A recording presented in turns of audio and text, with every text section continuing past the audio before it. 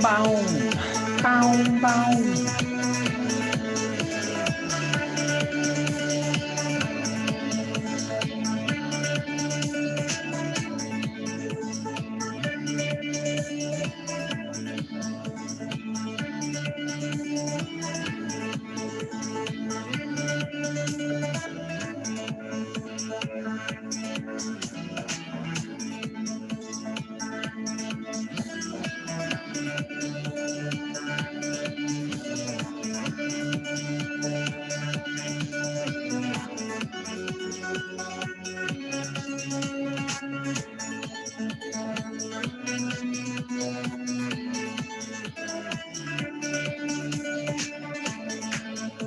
Ken, I don't see us live on Facebook.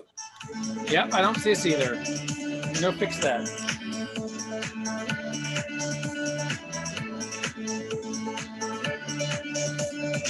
It's the silly caster thing.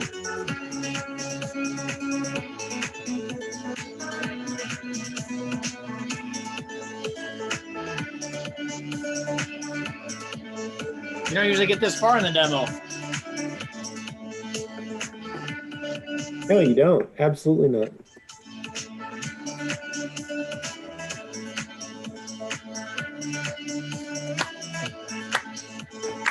There we should be.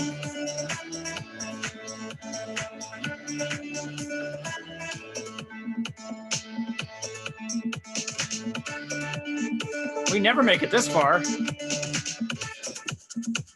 Real jazzy.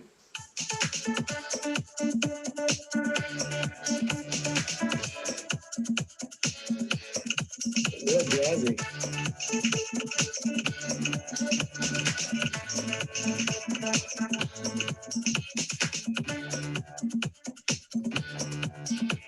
I forgot this part of the demo has existed.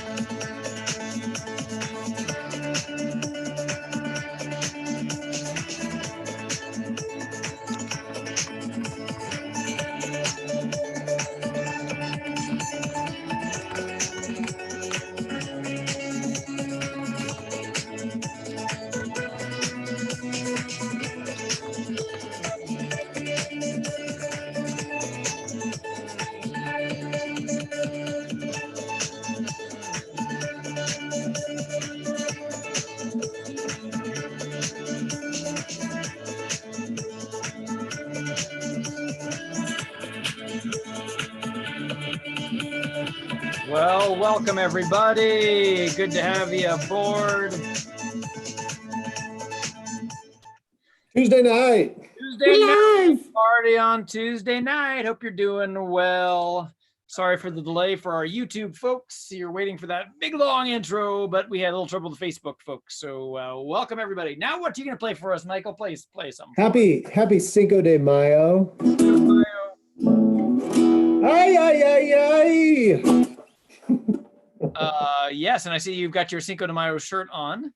As you can see, one of the oldest Irish traditions for Irish Americans is to participate in other people's holidays. That's right, and yeah, and wear the colors that are almost right. Yeah. I mean, it's just the camera. That's actually a little emblem of Mexico with a snake around it. Just looks like a clover right now, and the camera's discoloring it to look orange. I don't know what that's about. Nothing like the luck of the Mexicans, I guess. Exactly. You get it.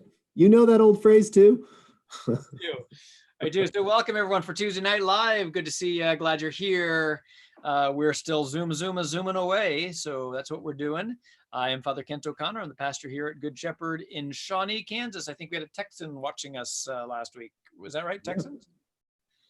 And from Texas. We got new Texas. Your name is on there. Who are you? Yeah, I am Michael Sheeran, pastor, husband, father, part-time DIYer, and retirement planner. Yeah. Awesome. Pastor there of your domestic church. Yeah, I am pastor of my domestic church. That's right. Which, when they call me father, I'm like, what have you broken? that's kind of my response too. Hey, Father. Okay, what's up? What do you need? So I'm in my, I'm upstairs here in the rectory today. But you can see perhaps behind me, look at this popcorn ceiling. I am not taking this stuff down. I'm taking stuff down 2 floors below me in the basement. And boy, is that a mess. So it doesn't Is really bother me so much, but and I'm just going to leave this stuff up because I'm not going to mess with it up here. But my basement is more of a common area, and some people don't like that popcorn ceiling. So I'm you out of the know kindness of my heart. why was popcorn invented for ceilings? I have no idea. Actually, it's probably for Acoustics. acoustics. Yeah, right. Yeah. It's to keep the noise from traveling up to the next floor. It's an uneven surface, so it doesn't reverberate. Yeah, that makes sense. There you go. But do you have popcorn ceiling in your house? We have officially removed every popcorn ceiling, and it didn't taste anything like popcorn. I was just, yeah. So I don't know why they call it popcorn. you've been through that process, huh? It's a great time to do some mental prayer as you wipe your eyes and your ears and your nose, and it just gets everywhere. It's Just like make sure you spray it down before you scrape it, and it cuts down the dust a million times, like with one of those garden sprayers. I mean, I am spraying, yes, but there's Like, still a lot of dust. yeah, one of those garden sprayers, if you just spray the spot you're doing, let it soak, and then come back with a scrape and then hold a bucket above it, you can gather it as you go. That's what I did. Well, that would be a more efficient method, probably. Maybe on the second half of my room, I'll do it that way. I've just got stuff everywhere. Yeah, we tried it that way too. But I say that was the vaulted ceiling area, and hiring that one out was a good idea. Yes, I could see that. Yeah. But I got about half my basement done now. Well, yeah, about half. Cool. And I just had some movies on. I've been watching this. Have you ever heard of this show, The Man in High Castle? No, but I've heard it's good. It is good. I mean, it doesn't come without any asterisks because I mean the language can be a little strong at times. But I didn't know anything about it, but I've heard about it, and so one of the things I like about doing these projects, yes, it'd be probably good if I was doing some mental prayer, but instead I often just put on some kind of background thing that doesn't require my full attention. Mhm. And maybe a show or something I've been wanting to watch, but I just don't have time to sit and watch television all the time. But I'd heard about this show, and so what's the premise? What's the premise? The premise is if the Nazis and Japan won World War II, and now we are part, the United States is part, the eastern side is part, it belongs to not the Nazis, and the western side belongs to the Japanese. So, and then there's the center kind of Colorado, Nevada area, that's the neutral zone between the two. So it takes place in 1962, at least when I'm starting it. And but it's pretty interesting, pretty good. I probably would get more out of it if I was watching it more intently, but I am you're into a really good spot, and like a clump of ceiling comes off and hits you in the eye, and you're like, ah. But anyway, so I think about 4 episodes in or so, and I was having that on, and then I was watching on my computer, and that was not a good thing. But I could watch it on my television, but my television is now covered with a plastic sheet, so I can't see it clearly. So again, maybe not the best show to watch. So I've been had some Star Wars on recently because I know those shows pretty well. So did you celebrate May the 4th be with you? I did. So that's why I put the Star Wars on, because I couldn't have May the 4th without having any Star Wars on. So I just had Return of the Jedi on yesterday, as I was actually yesterday I didn't do any scraping. I just because I learned from the first quarter that I was doing that the dust really goes everywhere, and everything was getting dusty. And so I decided that I would maybe clean up the basement a little bit better before I. So now everything is properly covered. So. Yeah. Hindsight is always 20/20 with DIY projects. And if you live in a house in the neighborhood we live in. It's just part of it. So Well, and see, but that's kind of part of the reason that I'm doing it, really, because I mean, this is not something that I probably ever need to do again in my life. But Mhm. I am glad that I have had the experience now of taking down wallpaper, for instance, the experience of taking down popcorn ceilings, Sure. because now I can relate to what people are doing. I was like, oh, okay, I've been there, I've done that. Yeah. So I'm a uh, DIYer too. that's right. Because I mean, I live in the neighborhood, so yeah, Yeah. in case you don't know that, we live in the same neighborhood, so Yeah. down the road. So you offered mojitos today. Well, yeah, I was gonna say we can't not wish everyone a happy Cinco de Mayo. Or And Revenge of the Fifth. as church tradition just prepares us to celebrate these things, you might be thinking, are you going to have a mojito with us? Are you going to have a Corona? Sorry, too soon. Or are you going to have a delightful talk about the precepts of the church? I think we're gonna do the last part. Okay, yeah, let's do that. All right. But before we get too far, so you've got a hat on today. Why do you have a hat on today? When I've been working outside all day, and so my hair's kind of like matte, and you know what we did for Cinco de Mayo is right after work, I was like, I'm gonna get the lawn mowed. We stained our whole patio this past weekend and took it all apart and all the other stuff that goes along with that. But I wasn't able, because of the timeline of the amount of work that staining a patio encroached on the weekend, didn't get to mow the lawn. So I mowed the lawn tonight, and then Sarah's like, oh, hey, for Cinco de Mayo, I think you should do your fajita walk and make chicken fajitas for everybody. And I'm like, okay. So I shouldn't shower? And she's like, no, just put the apron on, go. So you're getting me post day of work. Very good. I love it. So yes, we could talk about Cinco de Mayo all day long and popcorn ceilings and mowing and everything, but we do have a topic that we're talking about tonight, and we'll jump right in. Yeah. But I want to make sure that you had a chance to share what you've been working on as well, because I thought I did as my Easter celebration, because I gave up all alcohol as one of my Lenten sacrifices, and my wife and I have kind of perfected, I think, finally almost got it perfect, but maybe just a little bit tweaking still needed. Mojitos. We had a mojito with dinner, so it was really nice. excellent, very good. It seems appropriate. Yeah, they fit.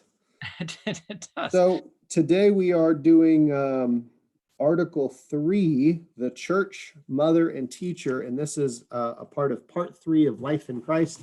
If you have never heard of this book, well known in some circles, the Catechism of the Catholic Church there.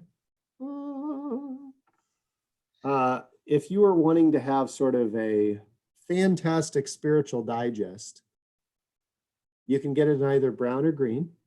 It's an identical text, pretty much. Yeah, yours is the second edition. Mine's a little bit older, actually. Yeah,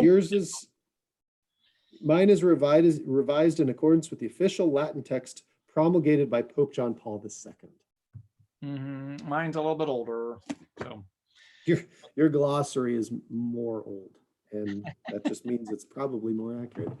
So if you're tuning in for us last time, if you're like, wait a minute, we're skipping a whole lot of sections. First of all, I'm very proud of you for noticing that. Good job.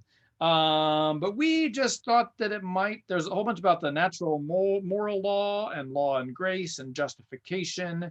And we just thought that might be less interesting of a Tuesday Night Live topic. So we're skipping forward a little bit. It's good stuff. Obviously, it's catechism, but it is giving kind of the basis for the moral life and how it's all structured in the revelation received from God, and where we go forth from that, and the Beatitudes and all those things, sanctifying grace, all those are great things, but we are just bypassing those for right now. We can maybe circle back. I believe you meant hello all on your comment there. Hello. Oh, I did. Yeah. Hello. Yeah. Hello. Hello. Hello. Oh. That's better. Yes. You're fired. You're fired. So we're skipping forward a little bit to just maybe something that might be a little bit more graspable and something that might be a little more interesting for a late night catechism show. So that's what we're jumping to. So jumping forward then, to we're on the catechism paragraph number 2030, and I will pull that up, and you were going to talk about that, so I will pull it up. Yeah. And So you go. if you're looking at paragraph 2030 and 2031, there's a lot of really cool stuff in there about how the Christian, you and I, right, the believers of Christ, hello, Susan, we saw you on there, how the believers of Christ fulfill their vocations. And remember, vocations are given by the Lord. Hi, Terry. Hi, Marilyn. Hi, Mary. Hi, Eric. I think I got everybody. But the point of understanding the scripture and understanding the church is also a call to understand why the church teaches what the church teaches, so that we can better fulfill the vocations that are placed in us, as it says right here in 2030. It says right, essentially like halfway down that paragraph, from the church, he learns the example of holiness and recognizes its model and source in the All Holy Virgin Mary. He discerns it in the authentic witness of those who live it. He discovers it in the spiritual tradition and long history of the saints who have gone before him, and whom the liturgy celebrates in the rhythms of the sanctoral cycle. Now, at some point in maybe it was relevant history, maybe it was like just the last 500 years, maybe it was way, way, way before that. But one of the things that I grew up hearing is that you don't have to learn morals you don't have to, in order to have morality, you don't have to have spirituality.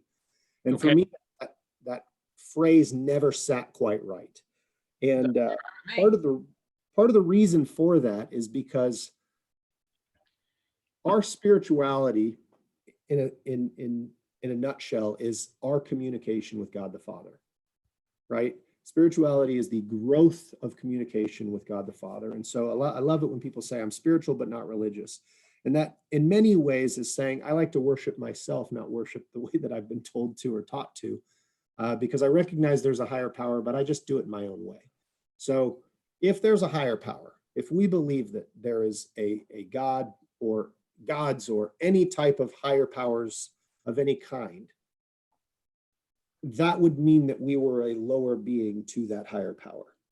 And so if we are a lower being or created in any form, facet, whether you believe in multiple of them or one of them, like we do, who is all knowing, who loves us, who teaches us a fullness of faith and love, the more that we know his teachings, the more that we know ourselves and the more that we know what is right. But also, if we believe that we were created in the image and likeness of God, like the church teaches, then any degradation of that creation would be against the creator, right? Any destroying of a creation would be against what the creator is about. And so I love that right here at 2031, it talks about the moral life. And so right at the start of it, it says the moral life is spiritual worship. We present our bodies as a living sacrifice, holy and acceptable to God, within the body of Christ that we form and in communion with the offering of his Eucharist.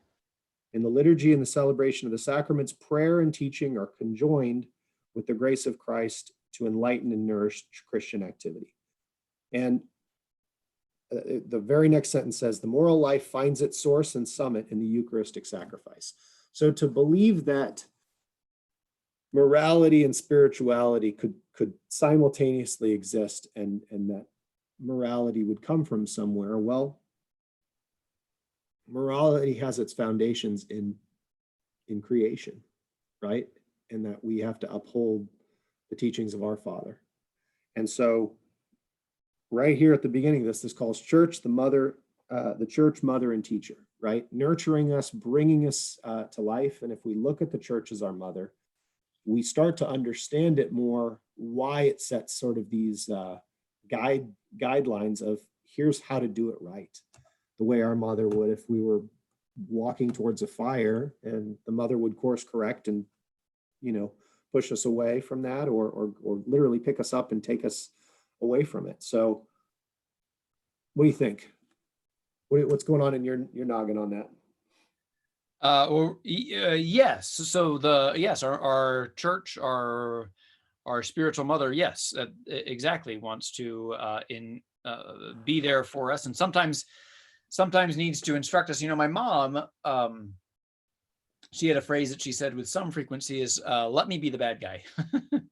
So, and What did she mean by that? Right. So like when I was a teenager or whatever, and like there was alcohol at a party or something, she says, blame me. You just tell your friends that it's your mom's fault that you have to leave the party. Let me be the bad guy. Let me take that. And so that you don't have to take that. And so I think that my mom was there, yes, to protect me, to help me, and then but then also at other times, your mom is there. You need this scolding, you need instruction, so the church as our mother, as at the same time, it's a great image because a mother will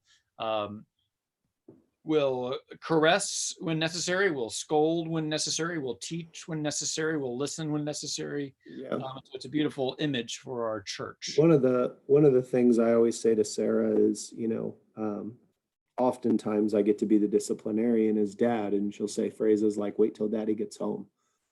And, it's funny. Oftentimes I think fathers get to be the disciplinarian for their kids. Okay. But what I've noticed is like when I try to nurture, right, when I can just kind of be there and comfort the kid, I can make them feel very safe. But there's something about moms that can nurture far better, I think, in many ways than men can now. There are many things that I think men can do better than ladies as well, but the beauty is the balance of the two, right? Of in relationship, especially within the church. The church is many things. Oftentimes it's a comfort for us when we're in times of pain, or it's a guidance when we're in a transition. Like right now, I think the majority of the people here watching are facing some form of a transition to this quiet life.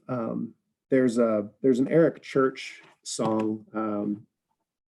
It's a great song if you like country at all, but it's I don't know Eric Church at all. no, there's a song called, it goes, "Drink a little drink, smoke a little smoke." But it starts with this phrase where it goes, "Turn the quiet up, turn the noise down." And I was listening to that while I was mowing earlier. And we've kind of had that happen for us, right? The quiet has been turned up in our life and the noise has been turned down of the busyness, right? There's kids activities and there's all these other things going on, but we get pulled into a moment like this where we're like, I didn't have a say in this. I didn't get to choose this. I don't want this. And this isn't something I can change, right? Like Mike Scherslek always says on those rosary meditations, I didn't choose it. Pray for the things that you cannot change, you do not want, and that you did not choose. And that's kind of what we're in right now. But maybe the reason that we're in that is because we need it. Maybe. Yeah, right. Maybe. Do you want to go into the moral life portion, or do you want to jump? Sure. Are we jumping? Yeah. So just briefly. Just briefly, it talks about the next section talks about the moral life and the magisterium of the church. It's a big old word that gets tossed around. Basically, that's it's the collective teaching of the bishops, the priests, the Pope. What does the church teach on a certain thing? So the magisterium of the church, so like the Catechism of the Catholic Church is like a summary, really, of the teaching of the church. But the magisterium also, there's teachings that aren't contained in here. It's like a summary. It's the Cliff Notes, which get you pretty far, but doesn't tell you the whole thing. If you would get in trouble if, and teachers would often know if you read just the Cliff Notes of a story. Now, there's another term for that. Cliff Notes, I might be aging myself there. Did you? No, Spark Notes? Spark Notes, okay. So yeah, either of those. I use both. But the nice thing about the summary that is a part of this is it talks about, like, if you're looking at a given paragraph, do you want to pull it up actually? Sure. That way Yeah. they can actually see it, because I my version's will do. way fuzzier.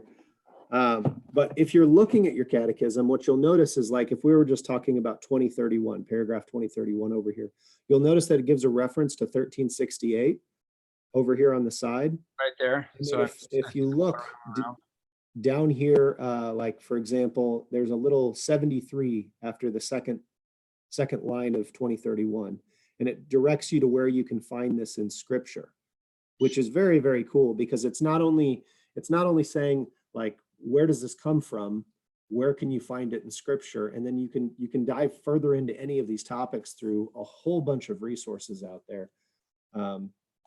I don't know if you've heard of Google. It's a fantastic resource to learn more. Do tell more.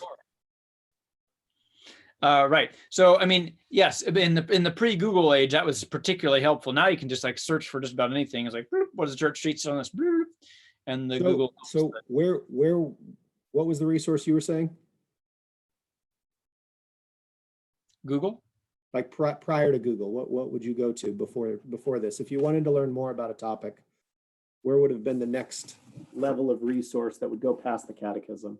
Well, so you look at, like, let's see what we got here. Like it says there, down there at the bottom of the page, you see 76 LG. That means Lumen Gentium. That is one of the papal encyclicals.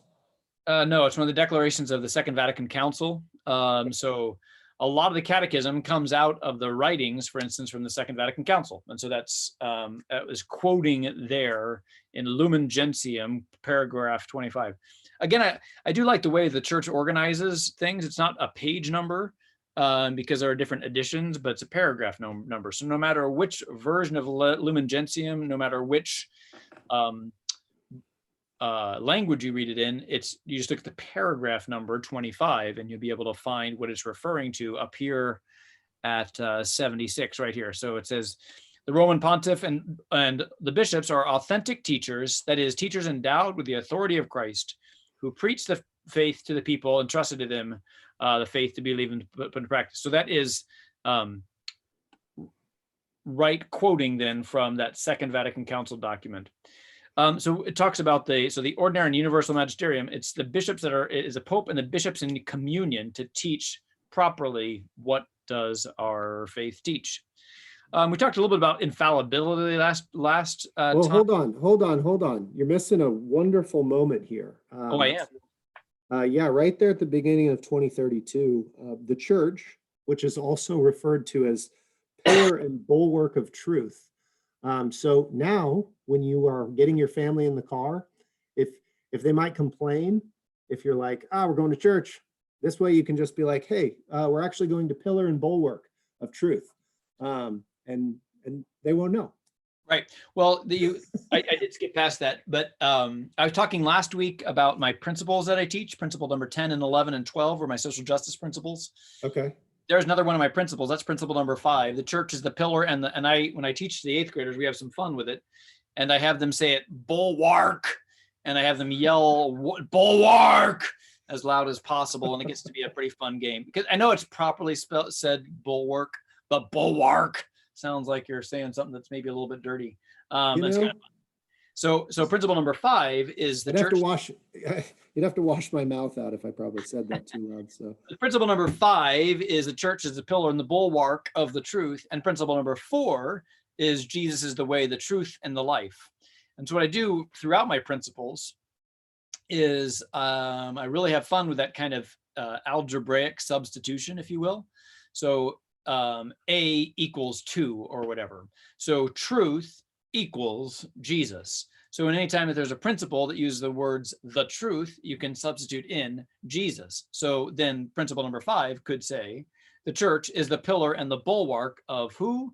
Of Jesus. So why do we need the church? We need the church to be the foundation, what upholds and keeps us that strong bulwark, that strong foundation there of the truth. So you can't have just a me and Jesus kind of relationship. It's got to be the me with Jesus relating through with the church. So you need to have both. So if we go back and name all our episodes, we're definitely calling this one Bulwark. Bulwark.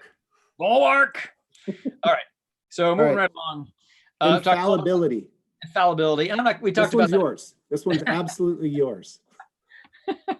Talked about that a little bit last week, but again, the idea was that infallibility extends really to the magisterium of the church. And when the church defined in the Vatican Council I about the infallibility of the Pope, that was like step one. And it's like, oh yeah, here's step 2 and 3, but the council got interrupted because of whatever war that was. And so they didn't get to continue. Well, imagine, if you have the first 2 parts of a story. Okay, I'm gonna get nerdy again. Okay, go for it. All right, sorry. It's Revenge of the Fifth. So, so Star Wars Day was yesterday, right? One of the reasons that people didn't like the prequels, and there's plenty of reasons, and I talked about this also. It's Star Wars on the mind. Not about Jar Jar, but one of the things is in the first movie, especially, and also mostly in the second movie that came out, Star Wars and Empire Strikes Back, Darth Vader was this villain. And no messing around. He was like the ultimate villain.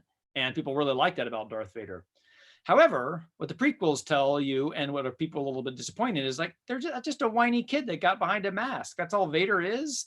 And it feels like, I think it felt like a betrayal to one of their beloved characters of this beloved villain. But I would say that kind of completes the character of who this Anakin Skywalker, and he becomes, instead of just a villain, he becomes kind of a sad character, and people don't necessarily like that. Well, so similarly, I would say, in this kind of strange analogy, is if you just think of the Pope as being infallible, whatever Pope says, we as Catholics have to obey. Well, that's like you're not getting the whole story, and it got interrupted. So let's tell the fuller story of the Pope having infallibility, but also all the bishops, when they are in communion together, teaching on behalf of Jesus Christ, that is infallible. It is, we can rest knowing that it is Christ himself who is teaching us. So that's kind of the idea. So that's infallibility. And now I'm just going to kind of skip forward. Anything else on that? Let's jump down to 2037. Sure. Is there anything happening over there? If you have any comments, feel free to comment, or questions. If anything is not clear, let us know. We're happy to dive in some more to any questions that you might have. We like it to be interactive. So if you have any other questions about any of this stuff, just let us know. But you wanted to jump where? If you want to play a game with us, it's called Stump the Chumps. You ask a question we don't know the answer to, we will get back to you. Oh, you're asking for it now. I probably was, but then again, I'm usually asking for it. You chump. All right. So 2037, this is a really powerful one because it talks about both the rights and the duties. So rights and responsibilities in the words that we're using more frequently now. The law of God entrusted to the church is taught to the faithful as the way of truth, of life and truth, or as the way of life and Jesus. Right. The faithful therefore have the right. Jesus, for that matter, because he is the way, the truth, and life. So it's just the way of Jesus, or he's the way, the truth, of life. It's Jesus. Yeah. Okay. So we're carry on. Are you taking this paragraph? No, carry on. Sorry.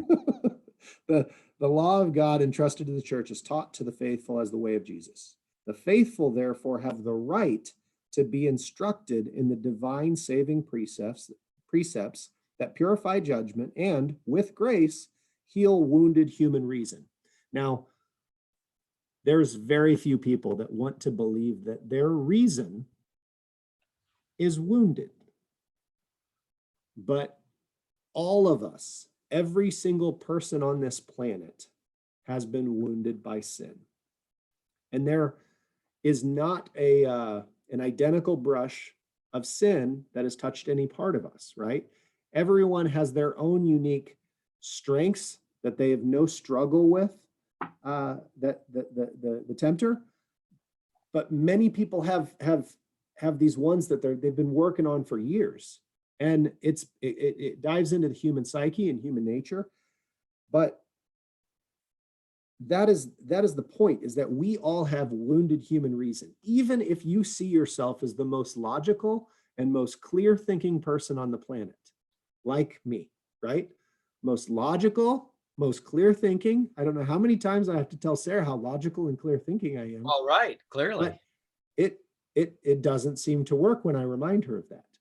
The point is, even though we have this wounded human reason, we have the right to be instructed in the ways of Jesus by the church. Sure. With that right comes a duty, because every time you're given a right, there's an inherent duty associated to it. So they have the duty of observing the constitutions and decrees conveyed by the legitimate authority of the church. If they concern disciplinary matters, these determinations call for docility and charity, right? Even when other people screw up, we have to be docile and charitable even in those moments, which is hard to do, especially if you've been personally wounded in spirit and heart or physically. Yeah, it's very hard to forgive those people, but we're called to it, to essentially be a continuous giver of the truth of Jesus through our interaction. So there's a right and there's a responsibility as a part of this moral law. And it's important to note that with every right, there's an inherent duty or responsibility that focuses on it. As Spider-Man says. Exactly. With great power, Peter, great responsibility. Okay, very good. So let's just skip forward then and talk just kind of briefly, I think, about the precepts of the church. So if you were to be asked on Jeopardy or whatever, what are the five precepts, or the five precepts, or however Jeopardy works? You have to ask in the form of a question. What are the 5 precepts of the church? And you'd say, what is? Yes, here they are.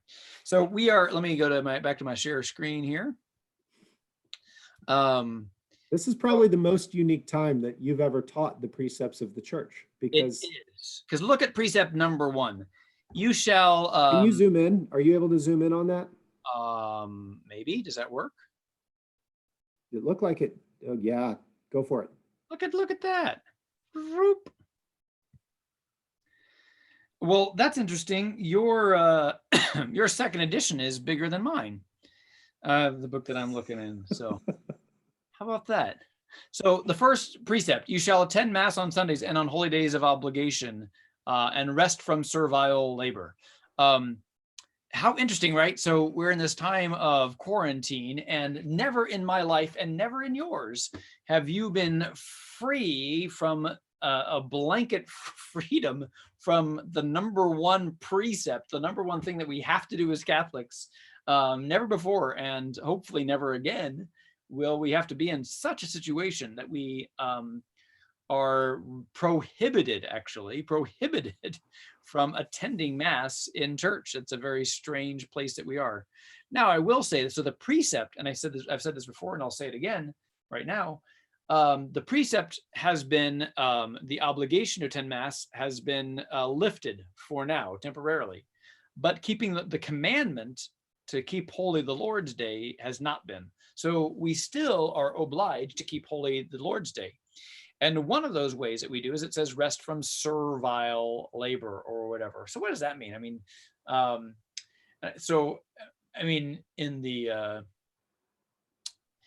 I think perhaps if we think of something that does not energize us, does not bring us in connection with family or friends. That's one that may be relevant right now would be like filing your taxes by hand.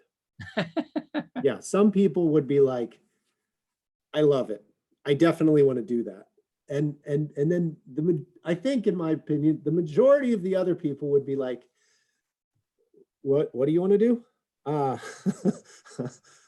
So picking something that would be work on that day. This is literally a divine providence to say, you're not supposed to do that. Like this Right. day is reserved for relaxing and recharging, and also giving it to the Lord and spending time with the Lord on that day, right? It's beautiful. Yep.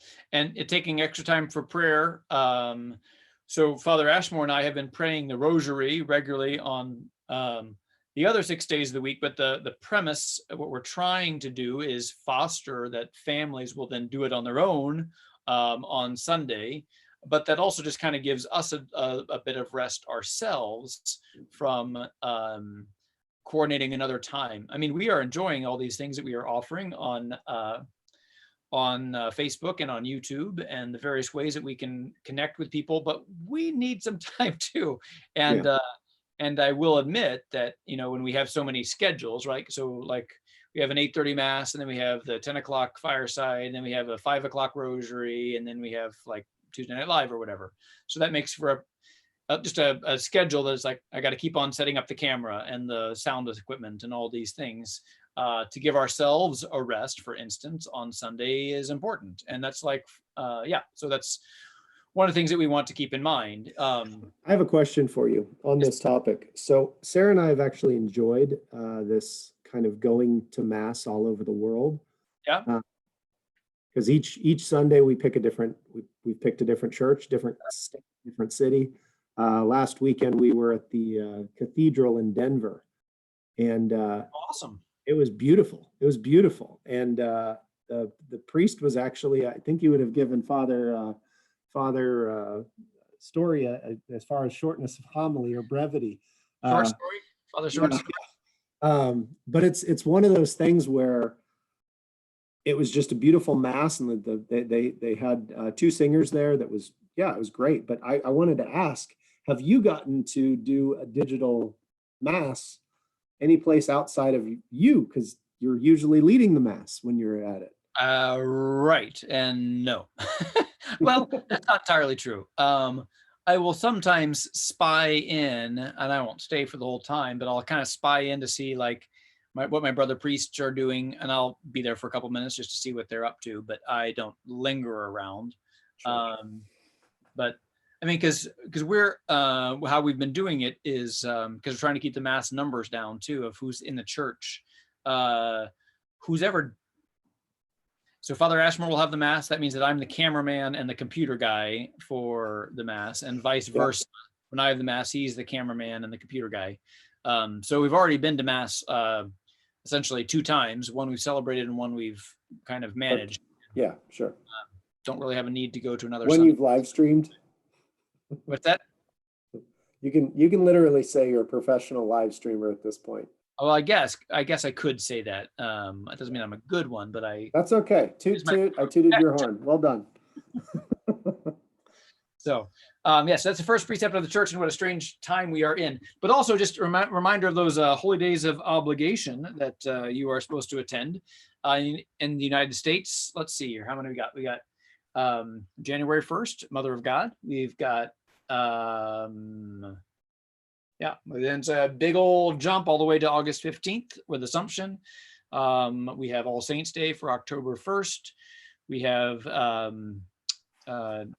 December the 8th for the Immaculate Conception, and we have Christmas, December 25th. Those are our 5 remaining holy days of obligation where you are required to go to Mass, unless, of course, it falls on a Monday or a Saturday, and then the obligation is lifted.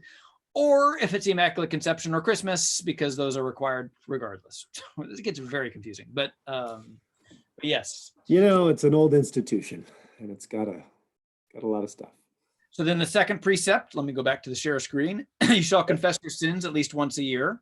And some of these are like, I feel like I shouldn't have to tell you this, but this is an important piece as well. So how often should you go to confession? Well, the saints all really recommend that you go like once a month. That's what they recommend, which is a good thing to recommend. I usually recommend, at least Advent and Lent as kind of a bare minimum, but the bare minimum is go once a year. So, and think about it this way. I always joke around that this is like the confession and reconciliation is it's the most successful diet in history. It's the only thing where people went and shed the weight they wanted to, and then they always do. But you like that phrase? I've heard I've used it. I've used it a lot of times, I know. But the point of this is when you a lot of times people say, well, why do I have to confess my sins to a priest? Number one, because it was written, it was literally said by the Lord, confess your sins to one another. And then at Pentecost, those whose sins you forgive are forgiven them, those whose sins you retain are retained. And so there is a contrition portion of this where someone has to be in a right place and actually has to show remorse for their sins in order for absolution to have its effect and its value. But the one thing that a lot of people don't talk about within confession is that it's the only time where you're getting exact advice on the worst parts of your life. Right? Like the things that are dragging you down, that wear on you as a person. This is that opportunity to get feedback and say, well, okay, what led you to this point?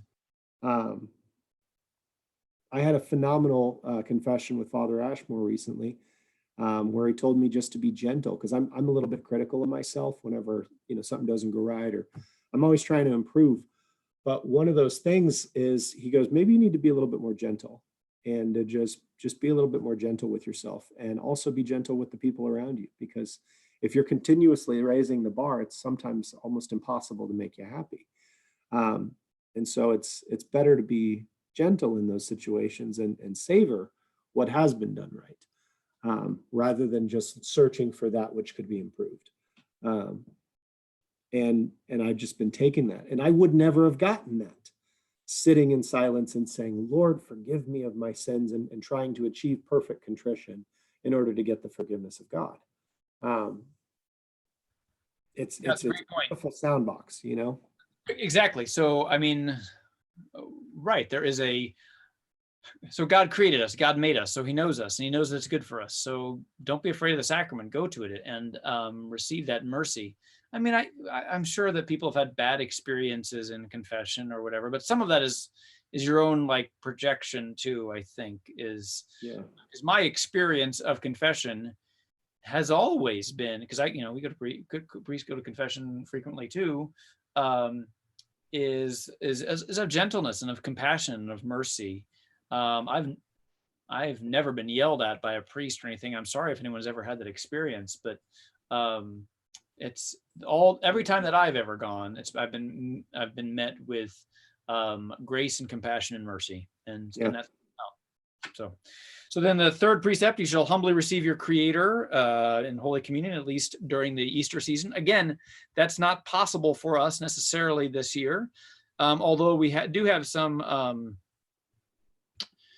So the stay-at-home order in Kansas has ended on Sunday, and then in Johnson County, it's actually lifted on the 11th. I think it got extended. In Kansas or for Johnson County? Johnson County, excuse me. And I was getting to that. So Johnson County goes until the 10th, which is this Sunday, and then it lifts on the 11th of the stay-at-home order. And so we had a great meeting with the Archbishop, actually, and all the priests. It was on Zoom, of course, it wasn't in person, talking about how do we meet this. And I mentioned this at the Mass too. I said, if you have any thoughts, and I got some really good thoughts from a variety of parishioners. And a lot of people are concerned about returning back to church and everything. And I think, but at the same time, people are really missing their Lord and really missing the opportunity to receive their Creator, to receive Holy Communion. So I think it was really, really a great meeting. I think the Archbishop has had a great approach. He has 5 doctors, they're Catholic doctors, that is on this pandemic advisory board or whatever he's calling it.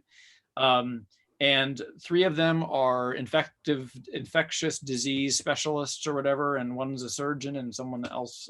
Anyway, so they know what they're talking about, and he really trusts them. And I think probably what he said, and I don't know this for sure, is what do we need to do to make the sacraments available for those that want to receive? What do we need to do? I imagine that's how the conversation started. I'm not sure about that, but I mean, we still need to go get eggs or bread or whatever. And so there is a way to get stuff to people. So how do we do that? And how do we get Jesus to people for those that are wanting that? so that's what we're looking at. And so we have very strict guidelines of what that would look like, and how, if and when, I guess it's still the pastor's discretion of how that looks, but I do have lots of people that want to come to communion and want to follow all the protocols, not like including, but the protocols will include like wearing masks during mass, maintaining 6 foot distance at during communion.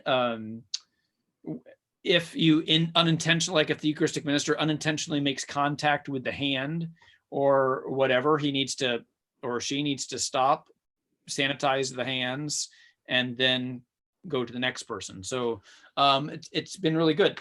Another interesting thing is no congregational singing. So I think it was really good consultation the Archbishop had with all these doctors saying, what do we need to do? And I wouldn't have even thought of like no congregational singing, but it says in order to prevent the droplets from going around, really no congregational singing will be permitted during this time. So I thought it was a really good guidelines and document of what needs to be done if we are going to have communion again. For now, what is that going to look like? So it was a really interesting meeting. But Looks like we'll be reciting the Gloria for a little bit of this Easter season then. Well, so you can have a cantor singing, but Yeah. the congregation is not to join in. Okay. Yeah. So there'll be a cantor and music is fine, but I've never, such weird times we're living in. I always say, please come to mass. And now I'm saying, please don't come to mass. And now I'm saying, please sing. And now I'm saying, please don't sing. So it's very strange times that we're living in. So yeah, no kidding. When you go to the next page there, we got 4th precept, you shall observe the days of fasting and abstinence established by the church. Yes. This is important to reserve appropriate behavior for feasts that the church celebrates. Oftentimes when you're looking at, like, you're thinking the ones that obviously come to mind are like Ash Wednesday and Easter, Good Friday, Fridays during Lent, as far as fasting and abstinence. But there are plenty of other examples of this that are. There's not. There are 2. We have 2 days of fasting. That's all that we have. Yeah. Ash Wednesday and Good Friday. That's all we got. And people talk about the rules of the Catholic Church being so hard. We have 2 days of fasting. Remember, fasting means you have the no eating between meals. You may have one larger meal with 2 smaller meals that don't equal the sum of the larger meal. It's a very strange system, but that's what it is. So 2 days of fasting the entire year. And then all the Fridays of the year, unless they hit a feast day or a solemnity, those are days of abstinence. So in Lent, we must abstain from meat. On the other Fridays of the year, you can choose what to abstain from or how to observe Friday. We have that permission here in the United States, but all Fridays are days of abstinence. So that's the 4th precept. And then the 5th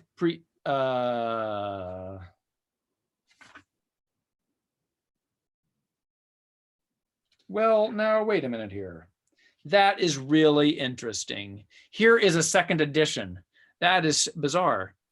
How very interesting. What are you talking about? Oh, you're looking at the one online and yours in your hands? Yes. Yeah, mine already says that. So that's the reason I'm like, How very interesting. So this must be part of the revision. I guess I need to get a new catechism. It's so out of date. Dun, dun, dun. You don't have the fullness of the truth anymore. Oh no. That's right. Well, that's interesting because it has completely moved the 5th precept about you shall help provide for the needs of the church.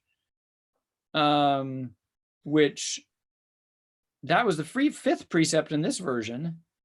Cindy, and the 4th precept. Cindy asks a really good question. Wouldn't the mask catch the flying singing droplets? And that would be true if I could keep my kids' masks on them the whole mass, but there's a pretty good chance that my 2-year-old's going to rip it off and sing as loud as humanly possible, not during the song. I mean, Cindy, I agree that does seem like there's two things going on, but and then maybe they'll be revised a little bit, but I mean, I guess you could possibly sing like this, that we don't want to encourage people to sing louder. So keep your singing to yourself, and that might be keep your singing to yourself. That might be the best news that some people have heard, or some neighbors have heard. Yeah, it depends on who you're sitting by. Really could be wonderful news or terrible news. So anyway, the fifth precept of the church: provide for the needs of the church, and the kind of a extra piece there, it says also have the duty of providing the material needs of the church according to his abilities. And that is an important piece. I mean, I don't want to talk about this too much, but I bet our financial guy does. That we. You know, you're going to keep throwing me under the financial bus, aren't you? I am. Let's have fun with that. No, but the only thing I just don't want to think is like, okay, we've set up this whole thing and now I want you to make your pledge, have you enjoyed this program? Please consider making a pledge. So I don't want to come off that way, but the important piece is that, that it is really good for us to give. And it's actually more important for the giver to give than it is for the receiver to receive. We say it better to give than to receive. But I mean, the church has the material needs, right? But each of us personally has a need to give generously. And if we don't do that, we become turned in on ourselves, and it's actually not good for us. I mean, let's use our current example of this. Michael, I understand that you really love being in quarantine and staying in a house all the time with the same people all the time. That's really fulfilling for you, right? I think you've never told a larger lie than that one. I love my family. I love my wife. I love my kids. My favorite place to be is with my family. And my second favorite place to be is without my family. Because it's one of those things where the parts of the day where we're called to go out and do things has been really taken away from us. And so, I mean, you guys are sitting here in my bedroom office, right? This is where I get to sit. Literally, I fall asleep right over there. So this time has really forced us into a very new space. But one of the things that it has reminded me of is that there are still needs that have to be met, right? There's some basic needs that my family still needs, and they still need spirituality and the truth of the church, even though we're free not to go to mass on Sundays, right? Or free not to attend church. And my daughter's catechesis of the Good Shepherd over at we were going through Holy Trinity for her. It's been phenomenal, but that's been canceled too. So we've been forced into a whole bunch of roles that we would normally not do. But my family hasn't taken a huge financial hit from this, but I know for a fact, I just found out today, one of my good friends just lost their job due to the lack of, and this isn't at Good Shepherd, but works for the church. There's not enough funds. There's just not enough funds to pay everyone. And so it's a frustrating position to be in. And it makes me ask myself, could I have given more, and could I be doing more to help this person along? But the problem is if we're just relying on the donations of just the people that feel like they need to, no one's going to give. We have to give in order to know that what we have, we're not serving, right? The point at which I think of it with my kids all the time. My youngest, Tommy, is 2 years old, and he is just a lively, wonderful child, but he does not share. Like, I want that toy that you're playing with. I want this toy. Oh, and I'm going to set them all over here, and ain't nobody going to touch any of these toys. And so it's kind of for my other siblings, or for his siblings, for my girl and my boy who's 6 and 4. Oftentimes when he comes in the room, it's a downer. it's a downer because they're like, he's going to take the toy that I'm playing with, and then he's going to scream at the top of his lungs if I try to take it back. Are we that way with our finances? You know, are we at that place where we're the kid in the corner that's like, mine, mine, mine, mine, mine, mine, mine, mine? Or are we the one that's like, here, this is meant for us to share. This is the lifeblood of our community. And I have a duty to give, right? We're worried about the restaurants that aren't open right now, that are struggling. We're worried about all these places, but the church is very much in dire need. There's teachers, there's parish workers, there's many people that their financial needs are associated to it, and it's based entirely on goodwill. It's the oldest non-for-profit I know. Right. So it's don't be the kid with all the toys that doesn't share it. Don't be that kid. Don't be Tommy. Don't be Tommy in the situation. So yes, if we're titling the title of this episode should be called Bulwark, Don't Be Tommy. Yeah, Bulwark, Don't Be Tommy. If we make a shirt, I'm going to buy that one. All right, very good. So those are the precepts of the church, and we're running a little bit long this evening. I'm seeing here. So, but I think it's been a good conversation. I've enjoyed really great thoughts there, Michael, and I really appreciate that way of thinking about about Tommy and mine, all this, and yes, beautiful way just to say, hey, I'm here to share. That's that we're all called to be doing. So it is good for us, and so it's not just you give. It's all these things are good for us to go to mass, to be in community. I mean, has it ever been as clear as it is in these last few weeks? And one thing on that, this is a personal witness. This is not church teaching. This is not the gospel of prosperity, but the Lord will not be outdone in generosity. I have experienced that in my life, and I know it to be true. So even if things are tight, if you're capable of doing it without foregoing food, shelter, electricity, running water, do it. What are you waiting for? This is your opportunity. This is Michael Sheeran saying, you can do this. Do it. All right.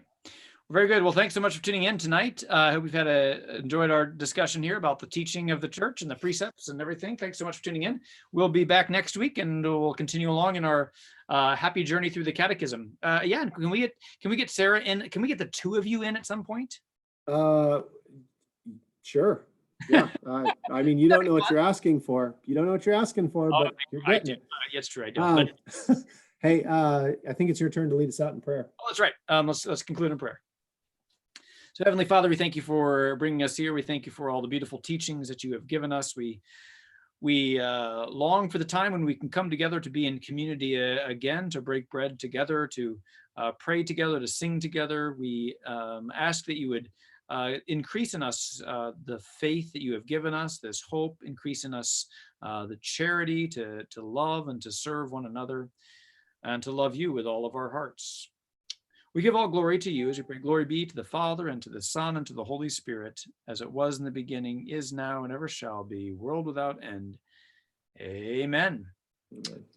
All right. Well, thanks so much for tuning in, and hopefully we will see you next week, and I'll try to take us out. Let's see here. End it. End it.